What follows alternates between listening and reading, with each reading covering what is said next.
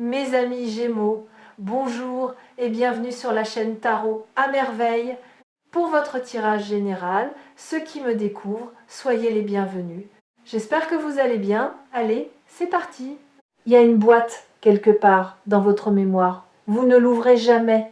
Pas parce que vous avez oublié son existence, parce que vous savez exactement ce qu'elle contient. Et vous savez que chaque objet à l'intérieur porte une charge que vous n'êtes pas sûr de pouvoir supporter. Alors vous la laissez là, dans le recoin le plus sombre de votre placard intérieur. Derrière les couches de quotidien, derrière les occupations, derrière tous ces jours que vous avez empilés les uns sur les autres pour créer de la distance entre vous et cette boîte. Mais aujourd'hui, quelque chose vous pousse à l'ouvrir. Pas la curiosité, pas la nostalgie, quelque chose de plus profond, une nécessité, parce que la personne à qui ces objets sont liés est en train de revenir. Et pour comprendre pourquoi elle revient, pour accueillir ce retour sans être submergé, vous devez d'abord revisiter ce que vous avez rangé. Ouvrons la boîte ensemble. Le premier objet que vos doigts touchent est le plus léger. C'est un son, pas un objet physique, un souvenir sonore. Le rire de cette personne, ce rire particulier que vous reconnaîtriez entre mille, ce rire qui avait le pouvoir de transformer un moment ordinaire en quelque chose de lumineux. Vous n'y avez pas pensé depuis longtemps. Vous avez volontairement effacé ce son de votre mémoire active parce qu'il vous faisait trop mal. Mais il est là, intact. Et quand vous le laissez remonter, quelque chose de surprenant se produit. Il ne fait plus mal, pas de la même manière. La douleur aiguë s'est transformée en quelque chose de plus doux, plus rond. Comme une vague qui a perdu sa force mais pas sa profondeur. Ce changement dans la qualité de la douleur est le premier signe que vous êtes prêt. Prêt à revoir cette personne sans que le passé ne prenne le contrôle du présent. Quand un souvenir cesse de blesser et commence simplement d'exister, c'est que la cicatrisation est suffisamment avancée pour supporter un contact nouveau. Mais il y a plus. Ce rire que vous venez de réentendre dans votre mémoire, il a fait quelque chose en vous. Il a ouvert une brèche dans le mur que vous aviez construit. Pas une brèche dangereuse, une brèche nécessaire. Vous aviez scellé cette personne derrière un mur de rationalisation. Vous vous étiez dit toutes les raisons pour lesquelles c'était mieux ainsi. Pourquoi la distance était saine. Pourquoi le silence était la bonne réponse. Et ces raisons étaient valides. Elles le sont encore. Mais un mur construit uniquement avec des raisons est un mur qui ignore le cœur. Et le cœur, lui, n'a que faire de vos raisons. Il bat, il se souvient, il reconnaît. Et quand il reconnaît un son, un rire, une fréquence familière, aucun mur de raison ne peut l'empêcher de vibrer. Laissez-le vibrer. Ce n'est pas une faiblesse. C'est votre humanité qui fait son travail. Deuxième objet dans la boîte, celui-ci est plus lourd, c'est une conversation, la dernière vraie conversation que vous avez eue avec cette personne. Pas la dernière chronologiquement, la dernière qui comptait. Celle où quelque chose d'authentique a été échangé. Peut être que c'était une dispute, peut être que c'était un aveu, peut être que c'était un silence partagé qui disait plus que n'importe quel discours. Cette conversation est restée gravée en vous parce qu'elle portait un message que ni vous ni l'autre n'étiez capable de déchiffrer à l'époque. Un message codé dans les mots, les hésitations, les regards détournés, les larmes retenues. Aujourd'hui, avec le recul, avec la maturité que le temps a construite en vous, ce message commence à se révéler. Et ce qu'il dit est plus simple que tout ce que vous aviez imaginé. Il dit « Nous ne sommes pas finis ». Pas au sens romantique nécessairement, pas au sens d'un retour identique à ce qui a été, au sens d'un lien qui n'a pas accompli tout ce qu'il devait accomplir. D'une histoire dont le dernier chapitre n'a pas encore été écrit, vous avez cru que c'était fini, que le départ de cette personne ou votre propre éloignement avait mis un point final à quelque chose. Mais ce que vous aviez pris pour un point final étaient en réalité des points de suspension. Et les points de suspension, par définition, sont une promesse de suite. Troisième objet. Celui-ci vous surprend. Ce n'est pas un souvenir agréable ni un souvenir douloureux, c'est un doute. Le doute que vous portez depuis que cette personne est partie, le doute de savoir si vous avez fait le bon choix, si vous avez dit les bons mots, si vous avez assez donné, assez retenu, assez combattu.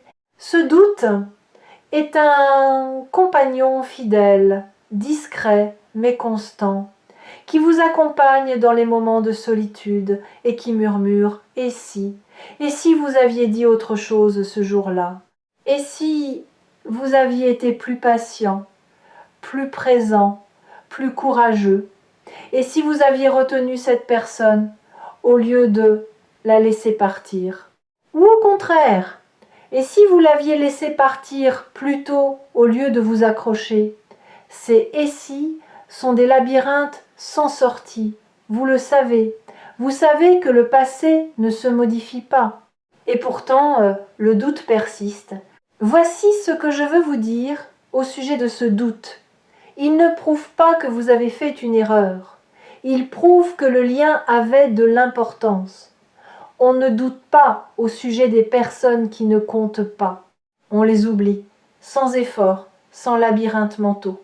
Le doute est, paradoxalement, la preuve de la profondeur de la connexion. Et cette profondeur est exactement la raison pour laquelle cette personne revient. Mais le doute cache aussi autre chose. Il cache votre propre croissance. Parce que la personne qui doute aujourd'hui n'est pas la même que celle qui vivait ces événements à l'époque. Vous posez des questions que l'ancien vous n'aurait jamais posées. Vous envisagez des nuances que l'ancien vous n'aurait jamais perçues. Le doute lui-même a mûri. Il n'est plus ce questionnement obsessionnel et circulaire qui vous réveillait à 4 heures du matin. Il est devenu une forme de méditation, une capacité à tenir l'incertitude sans qu'elle vous détruise. Et cette capacité, cette tolérance à l'ambiguïté est exactement ce qu'il faut pour naviguer le retour de quelqu'un dont l'histoire avec vous ne rentre dans aucune case simple. Quatrième objet, en fouillant plus profondément dans la boîte, vos doigts rencontrent quelque chose que vous ne vous attendiez pas à trouver. Ce n'est pas un souvenir de l'autre, c'est un souvenir de vous, de qui vous étiez quand cette personne faisait partie de votre vie. Et cette version de vous est différente de celle que vous êtes maintenant. Pas meilleure, pas pire, différente.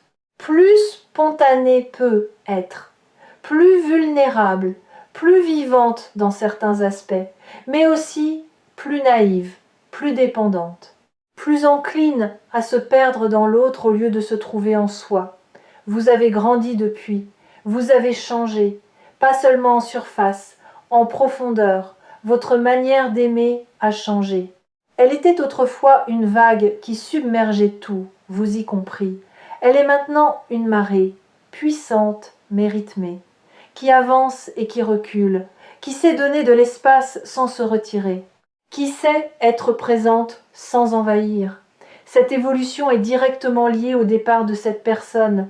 L'absence vous a enseigné ce que la présence ne pouvait pas enseigner. Comment être entier sans l'autre? Comment être complet dans la solitude?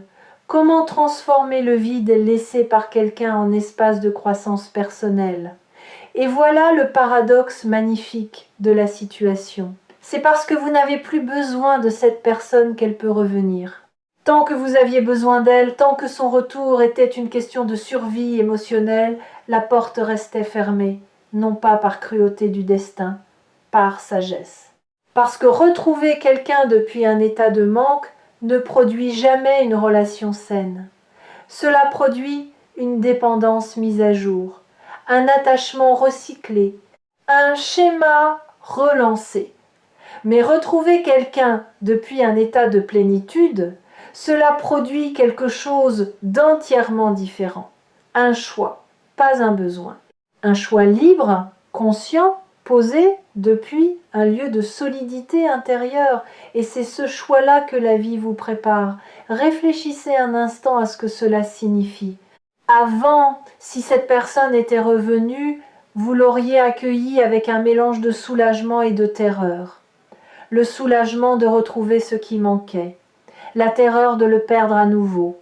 Et cette dynamique aurait recréé exactement les mêmes conditions que la première fois, la même danse anxieuse, les mêmes questions non posées par peur de la réponse, les mêmes compromis faits par peur de la solitude, le même sacrifice de soi déguisé en amour. Maintenant, c'est différent. Si cette personne revient, et elle revient, vous l'accueillerez depuis un lieu que vous n'occupiez pas la première fois. Un lieu où vous savez qui vous êtes en dehors de cette relation, où vous connaissez vos limites, vos besoins, vos non négociables, où vous êtes capable de dire « Oui, je veux que tu sois dans ma vie, mais pas à n'importe quel prix.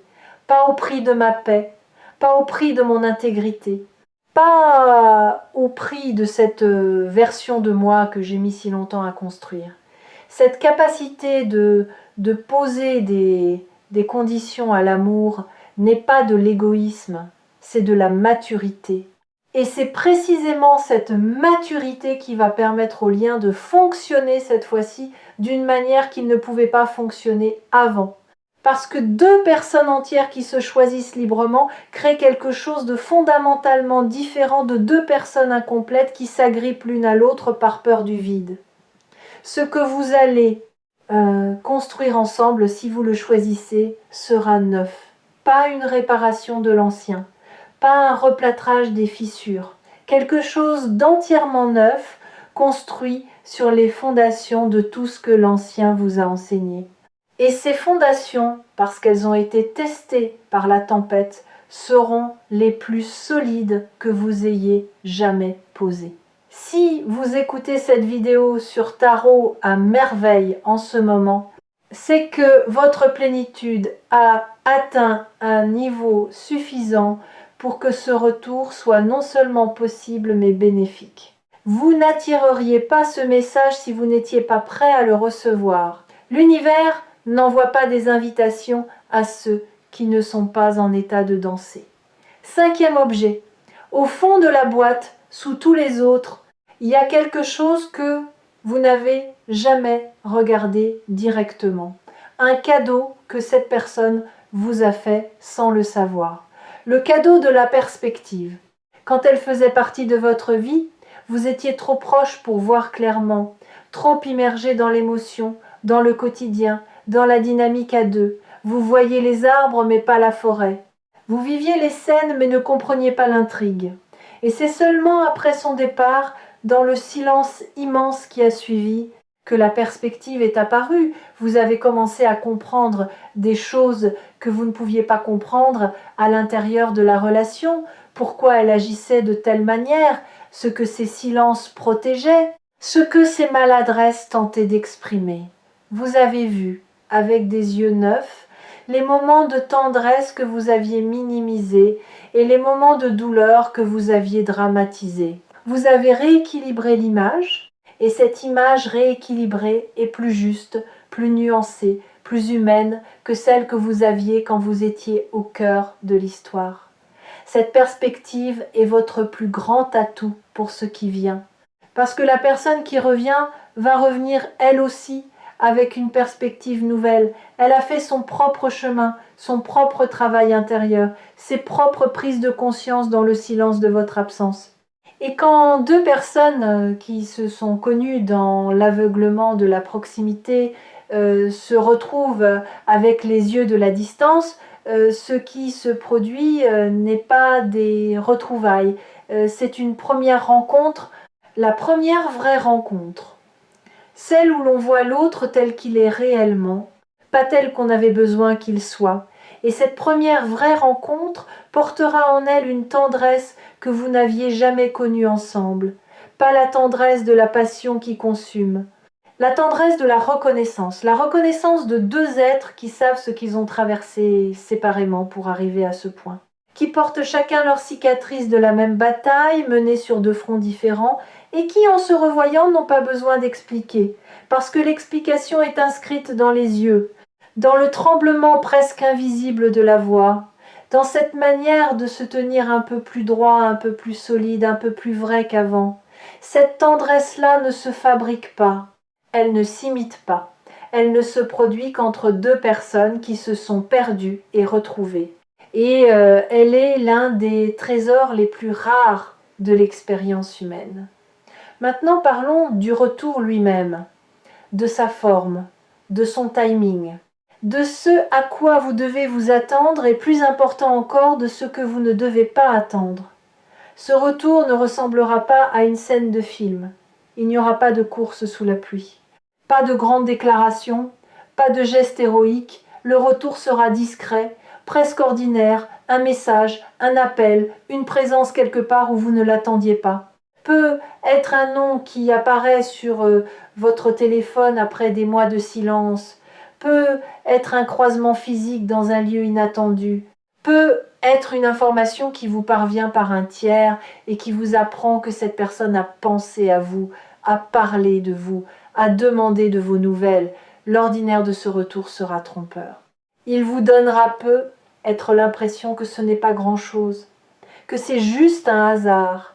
Mais vous saurez, quelque part en vous, dans cet endroit qui sait, avant de comprendre, vous saurez que ce n'est pas un hasard, que ce contact apparemment banal est le premier fil d'une nouvelle trame, et que la manière dont vous accueillerez ce premier fil déterminera la qualité de toute la trame qui suivra. N'accueillez pas avec de la méfiance. Le passé vous a appris la prudence, et cette prudence est saine. Mais la méfiance est la prudence qui a muté en mur. Soyez prudent, pas méfiant. Ouvrez la porte de quelques centimètres, pas en grand, pas d'un coup. Juste assez pour voir qui se tient de l'autre côté. Et si ce que vous voyez est différent de ce que vous attendiez, si cette personne porte sur son visage les traces de son propre voyage, si ses yeux ont cette profondeur nouvelle que seul le temps et la souffrance peuvent creuser, alors ouvrez un peu plus, lentement, à votre rythme. Et n'attendez pas la perfection, ni de vous, ni de cette personne. Les retrouvailles parfaites n'existent pas.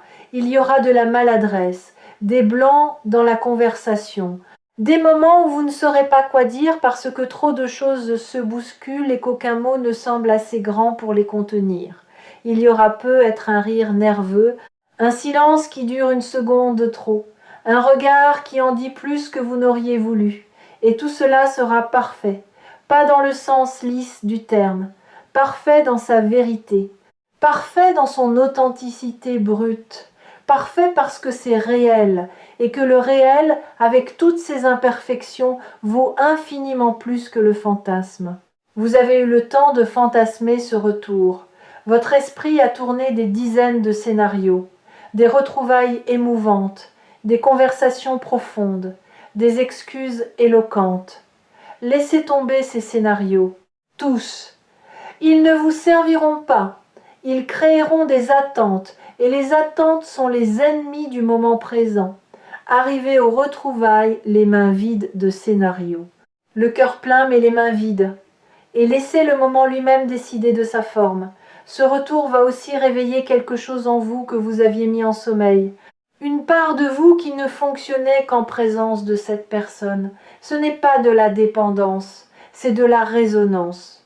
Il existe des parties de nous-mêmes qui ne s'activent qu'au contact de certaines personnes, comme un instrument qui ne vibre que lorsqu'une fréquence spécifique est jouée à proximité. Cette personne porte cette fréquence pour vous, et quand elle sera de retour dans votre champ, ces parties endormies vont se réveiller, votre créativité va peu être revenir avec une force nouvelle. Votre humour va peu être retrouvé, cette légèreté que vous aviez perdue. Votre capacité à rêver va peu être se réactiver après des mois de pragmatisme défensif. Ces réveils seront les cadeaux collatéraux du retour, pas les cadeaux principaux. Le cadeau principal sera la possibilité de vivre ce lien d'une manière que vous n'aviez pas pu vivre la première fois. Une manière informée par la douleur, mais pas gouvernée par elle. Une manière où les erreurs du passé ne sont pas effacées, mais intégrées. Où la mémoire sert de boussole, pas de chaîne. Et il y a un aspect de ces retrouvailles que personne ne mentionne jamais. L'humour. Quand deux personnes se retrouvent après un voyage intérieur profond, il y a un moment imprévisible où le sérieux cède la place au rire. Pas un rire de politesse, un rire de soulagement, le rire de deux soldats qui se retrouvent après la bataille et qui réalisent qu'ils sont encore entiers. Ce rire-là est thérapeutique. Il libère des mois, parfois des années, de tensions accumulées. Il dit « Nous avons survécu et nous sommes encore capables de trouver la légèreté ensemble. Ne sous-estimez pas ce moment quand il arrivera. Il sera peu être le plus important de tous. » Les habitués de tarot à merveille reconnaîtront dans ce message un schéma récurrent, mais toujours singulier. L'idée que rien ne se perd véritablement. Que les liens profonds ne meurent pas quand ils cessent d'être visibles. Qu'ils plongent sous la surface comme des rivières souterraines et qu'ils réapparaissent plus loin, là où le terrain s'y prête. Le terrain, dans votre cas, est enfin prêt, des deux côtés. Refermons maintenant la boîte, doucement, avec soin, mais ne la rangez pas au fond du placard cette fois. Posez-la sur la table, en pleine lumière. Parce que ces objets ne sont plus des reliques douloureuses, ce sont des outils de compréhension, des clés qui vous aideront à naviguer ce qui vient, le rire qui ne fait plus mal, la conversation dont le message se déchiffre enfin, le doute qui prouve la profondeur, le souvenir de vous-même qui mesure la croissance, la perspective qui garantit une rencontre plus vraie. Tout cela forme le bagage avec lequel vous allez accueillir ce retour. Pas les mains vides, pas le cœur vide. Avec tout ce que l'absence vous a enseigné et tout ce que la présence ancienne vous a donné, cette personne revient, pas par hasard, par nécessité. La nécessité de deux parcours qui ont besoin l'un de l'autre pour atteindre leur prochain palier, pas pour se compléter, pour se catalyser, pour provoquer chez l'autre le mouvement que la solitude seule ne pouvait pas produire, et quand elle sera là, quand son visage sera de nouveau devant vous, ne cherchez pas l'ancienne version, elle a changé, comme vous. Cherchez plutôt les traces du voyage, les lignes nouvelles autour des yeux, la douceur qui n'existait pas avant, la patience qui s'est installée là où il y avait de l'impatience. Et dans ces traces, dans ces changements, reconnaissez le miroir de vos propres transformations. Parce que vous avez grandi dans le même silence, pleuré dans la même absence, et mûri vers le même point de convergence sans le savoir. La surprise est inévitable. Ce mot, inévitable, mérite qu'on s'y attarde. Inévitable signifie que rien de ce que vous ferez ou ne ferez pas ne peut empêcher ce retour. Il est inscrit dans la trame de vos deux parcours. Vous pouvez résister, vous pouvez fermer la porte, vous pouvez prétendre que vous n'avez rien senti. Mais l'inévitable a ceci de particulier qu'il ne demande pas la permission. Il arrive et votre seul pouvoir n'est pas de l'empêcher, mais de choisir comment vous le recevez. Il y a une dernière chose que la boîte vous a apprise et que je veux nommer avant de conclure. En ouvrant cette boîte, en touchant chaque objet, en laissant chaque souvenir remonter, vous avez fait quelque chose de courageux. Vous avez accepté de ressentir, dans un monde qui nous pousse à éviter, à contourner, à anesthésier, vous avez plongé vos mains dans la mémoire et vous avez touché ce qui fait mal. Et vous n'en êtes pas mort. Vous n'avez pas été submergé. Vous avez traversé. Et de l'autre côté de cette traversée, il y a une sérénité que vous n'aviez pas avant d'ouvrir la boîte. Cette sérénité est votre armure invisible pour ce qui vient. Pas une armure qui empêche de ressentir, une armure qui permet de ressentir sans se perdre, qui permet de revoir cette personne en sentant le tremblement mais sans tomber, en reconnaissant la charge mais sans être écrasé, en accueillant l'émotion mais sans la laisser prendre les commandes. Vous êtes prêt d'une manière dont vous n'avez jamais été prêt avant. Et cette personne, de son côté, atteint le même état de préparation. Deux horloges intérieures synchronisées sans le savoir, deux parcours parallèles qui convergent vers le même moment, deux silences qui s'apprêtent à se rompre simultanément recevez-le avec grâce, avec ouverture, avec cette sagesse tremblante de celui qui sait que les plus beaux chapitres sont souvent ceux qu'on n'avait pas prévus. Et si cette vidéo vous a trouvé au moment exact où vous en aviez besoin, gardez Tarot à merveille proche de vous, comme une boussole qui ne pointe pas vers le nord, mais vers la vérité, votre vérité. Celle qui savait, bien avant votre tête, que cette personne reviendrait, que ce lien n'avait pas dit son dernier mot, que l'absence n'était pas une fin, mais une transformation silencieuse qui vous préparait tous les deux à une version du lien que vous n'auriez jamais pu atteindre sans elle. La boîte est ouverte, les objets sont sur la table. Le rire, la conversation, le doute, le souvenir de vous-même, la perspective. 5 témoins silencieux de ce qui a été et de ce qui sera. Et quelqu'un frappe à la porte. Allez ouvrir, vous savez qui c'est, et cette fois, vous êtes prêts.